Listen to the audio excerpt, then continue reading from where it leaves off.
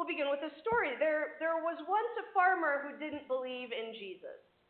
One snowy Christmas Eve, his wife asked him to come with her to worship, but he refused.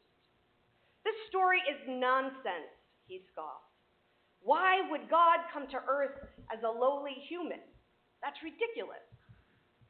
So his wife went to church and he stayed home. Later that night, the man heard a loud thump on the window. When he looked out the window, he saw a flock of wild geese in the field near his house. One of them had flown into his window. The flock had been flying south for the winter when they got caught in the snowstorm. They were stranded on his farm with no food or shelter. The man felt sorry for the geese, and he wanted to help them. So he went over to the barn, and he opened the barn doors wide and waited, hoping they would go inside. But the geese didn't understand. They just continued to fly around aimlessly in the blizzard. The man tried to get their attention, but that just scared them, and they flew further away. He went into the house and returned with some bread, broke it up, and made a breadcrumb trail leading to the barn. They still didn't catch on. He then got behind them and tried to shoo them toward the barn, but they only got more scared, and they scattered in every direction, except, of course, toward the barn. Nothing he did seemed to help. Why don't they follow me? He cried. Can't they see that this is the only place where they can survive the storm? After a moment's reflection, he realized that as a human, he must be frightening to them. If only I were a goose, then I could save them, he thought. Then he remembered what he'd said to his wife earlier. Why would God want to be like us? That's ridiculous. Suddenly, it all made sense. Humanity was like these geese, lost and perishing. But we weren't able to understand that without someone like us to show us the way. God took on flesh and became human so Jesus could save us. That's the meaning of Christmas. Have any of you heard that story before in one form or another? Really, just Tim. Interesting. Well, this story has been making the rounds online for many years, albeit usually closer to December. I like it because it preserves some of the mystery of the incarnation. It doesn't try to answer all of our questions. The farmer doesn't get sidetracked trying to figure out how he could become a goose. Or once that was accomplished, how he would convince the other geese to go into the barn. Or even what would happen if they still weren't convinced, even after all that. His revelation in this story is specifically about the motivation behind his desire to help them. This story reminds us that the how of Christmas is far less important than the why. All too often, our discussions about the meaning of this holiday center around theological logistics. How could divinity be contained within an infant? How could a person be fully God and fully human? How could these events lead to salvation? While these questions certainly have their place, they're not the thing that matters most. Far from it. The hows may be fascinating and complex, but ultimately Christmas matters because of the answer to the farmer's initial question. Why would God come to earth as a lowly human? In order to save us out of love. Think about what this means. Each of us is all too familiar with all of the negative parts of being human. Hunger, exhaustion, pain, illness, not to mention the more abstract things like prejudice, violence, and war. It's no wonder that the farmer was skeptical that anyone would willingly choose this humanity. Being human must be especially miserable in comparison to a purely spiritual existence. For God, taking on human form with all of its weaknesses and vulnerabilities must have been something like putting on a really uncomfortable and ill-fitting pair of shoes. Yet God voluntarily stepped into these shoes at Christmas for our sake. And God chose to continue wearing these shoes, blisters and all, until our salvation was accomplished, out of love. Now, I could easily end the sermon right here. This is, after all, good news. God's gift of God's self through Christ is given freely and unconditionally. The farmer didn't try to help the geese expecting to get anything in return.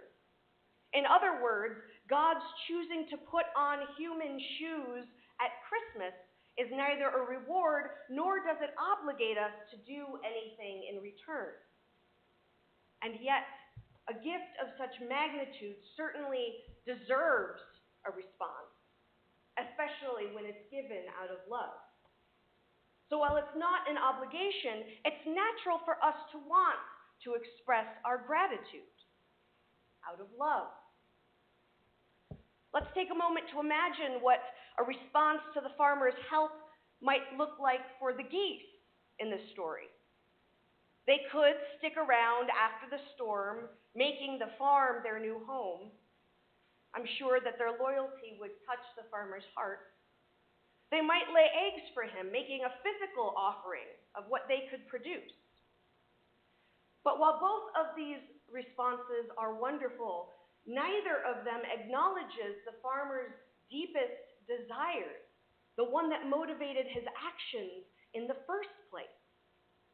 So I'd argue that the best way for the geese to express their gratitude to the farmer would probably be to pay it forward, to make sure that other geese could find safety too, out of love. At Christmas, God put on the shoes of humanity to save us. So the best way for us to show our gratitude is by acting in the same spirit to help one another. We obviously can't put on each other's shoes the same way God was able to put on ours by literally sharing someone else's experience. But we've been given another gift that can help us here, the gift of divine imagination, or in less theological terms, empathy. We can only ever know our own situation. We can only ever truly walk in our own shoes. But God has made it so that we can help one another by imagining ourselves in others' shoes and using that to inform our choices, our words, and our actions. It won't be simple or easy. Other people's shoes don't fit us.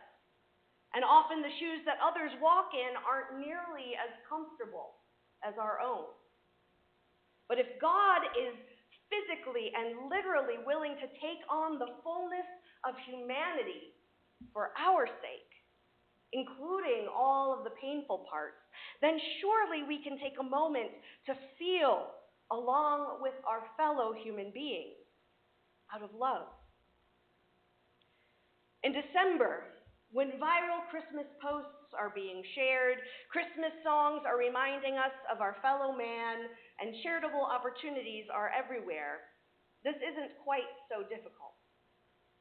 We almost enjoy trying on other people's shoes, remembering how fortunate we are. But in the middle of the summer, when all of those things are months away and an especially contentious election season is heating up, our own well-worn shoes tend to be all that we seem to care about. Friends, God didn't put on those ill-fitting shoes just for us to respond in kind 1 month out of the year. God didn't give us the gift of divine imagination just for us to forget about one another for 11 months at a time.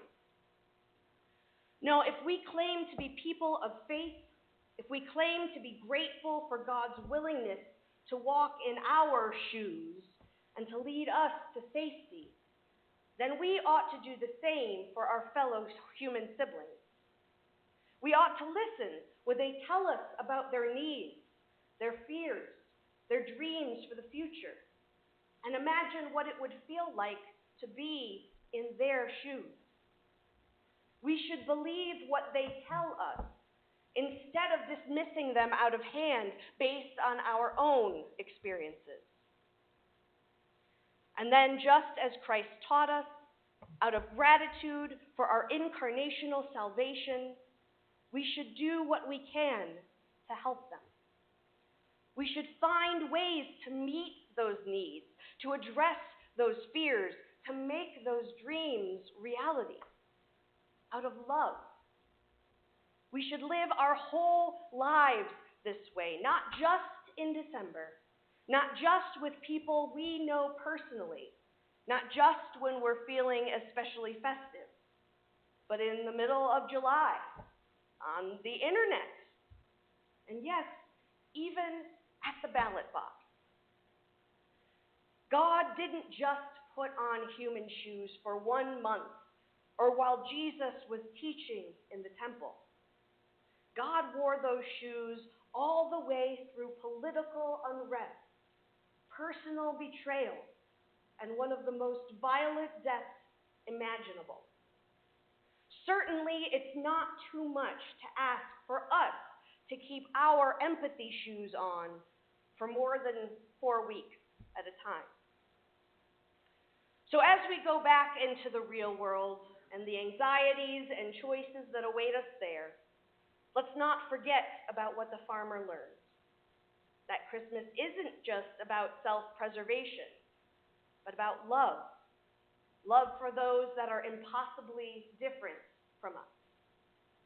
The sort of love that God has been gracious enough to pour out upon us undeserving mere mortals, and the love that we're able to share with each other in gratitude all year round.